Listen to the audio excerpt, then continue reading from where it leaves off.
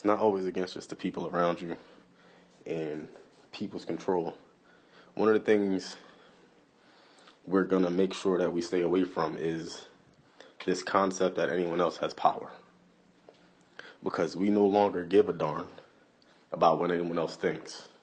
We no longer give a darn about what anyone else expects. No longer give a darn about what anyone thinks is possible or impossible. We no longer give a darn because the people that we want to be most like understand the processes that we go through. The people that we don't want to be like is the ones that have the most criticism, the most things to say. So we can't align our value system with everyone else's value system. Once you establish your own value system, once you establish your own sets of habits and rituals that you do for yourself, that's going to uplift you. Once you begin to do these things, you literally become a higher entity that has more authority and more jurisdiction than the people beneath you. And once you understand that you become a higher entity that has more authority than the people beneath you, you no longer value their opinions.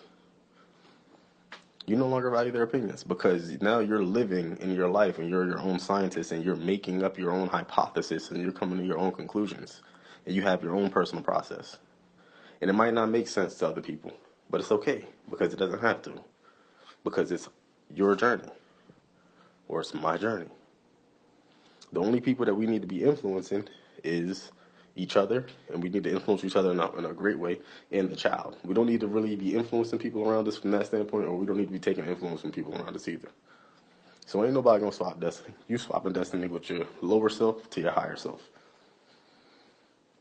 I swapped destiny with the version of myself that didn't have money, the version of myself that wasn't swole, the version of myself that wasn't fly, the version of myself that wasn't pushing nice whips, the version of myself that was irresponsible, the version of myself that was addicted, the version of myself that was self-conscious.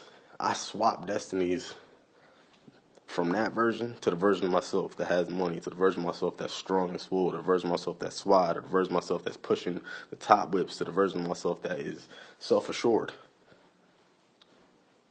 the version of myself that is responsible, the version of myself that's disciplined.